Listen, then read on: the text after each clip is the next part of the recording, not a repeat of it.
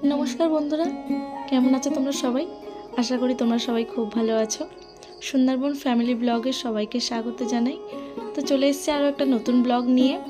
तोमरा ब्लगटा पुरोपुरि स्किप ना करे देखबे और भालो लागले एकटु लाइक कमेंट शेयर करे दिओ। तोमरा किन्तु कमेंट खूबই कम करछो। तोमादेर एकटा कमेंटই आमादेर आरो उत्साहित करे नतून भिडियो छाड़ते। तो अवश्यई एकटु कमेंट करे दिओ। গ্রামের খুব দুর্দান্ত রেসিপি দেখাবো, কচু শাকের রেসিপি। দেখো মা আর আমি সকাল সকাল চলে এসেছি কচু শাক কাটতে। এই যে আমাদের কচু বাগান, এখানে প্রচুর কচু শাক আছে।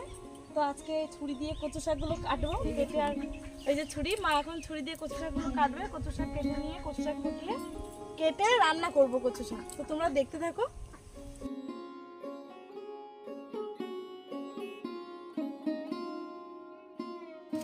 আর বাড়ির শাকসবজি তুলে রান্না করার কিন্তু মজাটাই আলাদা। নিজের বাড়ি থেকে একটা বাজার থেকে কিনে আনা সবজির থেকেও কিন্তু বেশি মজা লাগে বাড়ির সবজি রান্না করতে।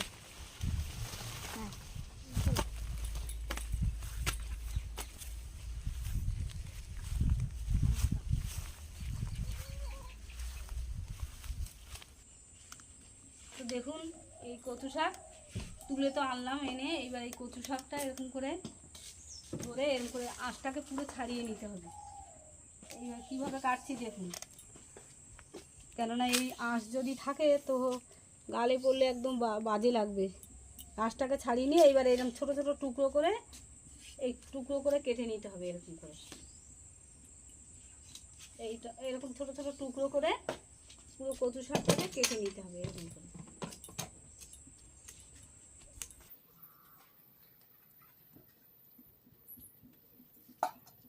গুলো মা কেটে ধুয়ে এনেছে এখানে, এই যে পুরো ধোয়া একদম ফ্রেশ করা। এবার আমি এই যে জলে কড়াই গরম হয়ে গেলে, জল যখন গরম হয়ে যাবে তখন এর মধ্যে কচু শাকগুলো দিয়ে দেবো। গরম জলে কচু শাক দিলে গলা চুলকায় না। গরম জল করলে কচু শাক দিয়ে জলগুলো ঝরিয়ে নিতে হবে। ও কাঁচা লঙ্কা দিতে হবে।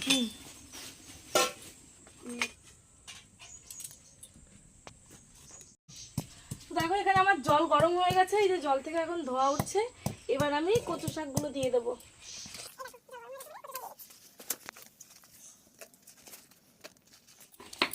মশলাগুলো দিয়ে সব মশলা একে দিয়ে কচু শাক রান্না। তো কচুটা কিন্তু ভীষণ ইম্পর্টেন্ট একটা পার্ট হচ্ছে এই জল। এই যে জল হচ্ছে প্রচুর কষ বেরিয়ে গেছে, দেখো একদম কালো জল। তো দেখো এবার কচু শাকগুলো সেদ্ধ হয়ে গেছে, পুরোপুরি সেদ্ধ করবো না, একটু গোটা গোটা রাখবো। তো কচু শাকগুলো এখন আমি নামিয়ে নেব।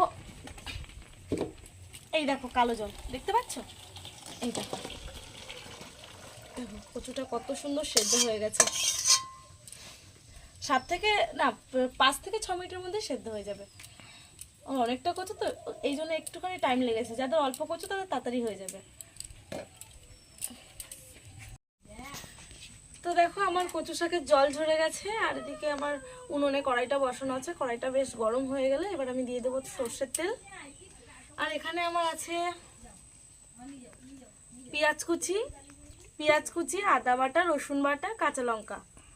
আর এখানে আছে তেজপাতা, 2টো শুকনো লঙ্কা হাফ করে চেরা, আর নুন আর হলুদ। আর এখানে অনেক আগে থেকে কেটে রাখা চিংড়ি মাছ, ফ্রেশ চিংড়ি মাছ। এখন আমি দিয়ে দেবো সর্ষের তেল।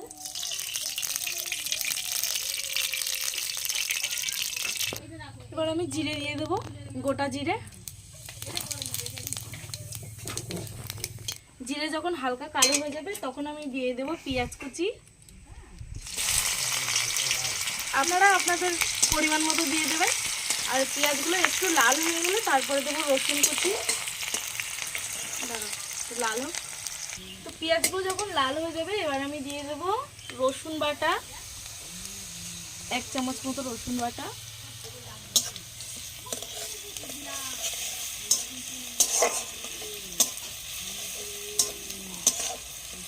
এবার আমি দিয়ে দেবো আদা বাটা।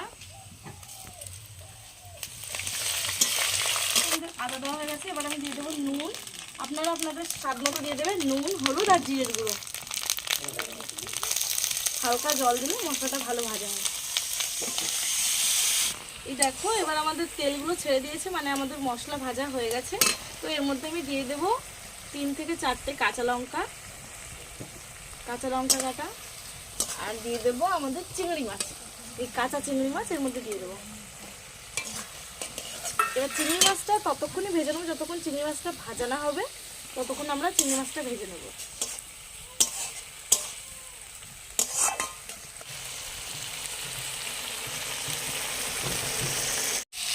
তো আমার চিংড়ি মাছগুলো ভাজা হয়ে গেছে, দেখো তেল ঝাড়তে শুরু করে দিয়েছে, তো ভাজা হয়ে গেছে। আমি এবার দিয়ে দেবো 1 চামচ চিনি। এটা একদমই অপশনাল, তোমরা চাইলে দিতেও পারো নাও দিতে পারো। আমি একটু মিষ্টির জন্য দিয়ে দিলাম।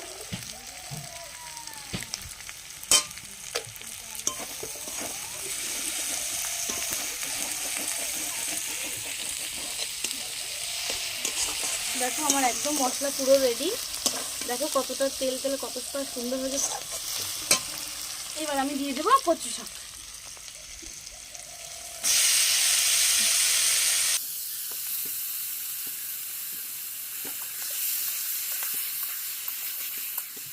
কচু শাকটা এখন আমি ভাজা বসিয়ে দিয়েছি, আর এটা কিন্তু হতে ভীষণই টাইম লাগে। এই যে জল বেরোচ্ছে এগুলো একদম একদম মানে কচু শাকটা ভাজা ভাজা হবে, তো এটা কিন্তু হতে একটু টাইম লাগে। তো মাঝে মাঝে কচু শাকগুলো একটু নাড়িয়ে নিতে হবে যাতে তলায় না লেগে যায়, ঠিক আছে? এই জন্য আমি মাঝে মাঝে একটু করে কচু শাকগুলো নাড়িয়ে নিচ্ছি।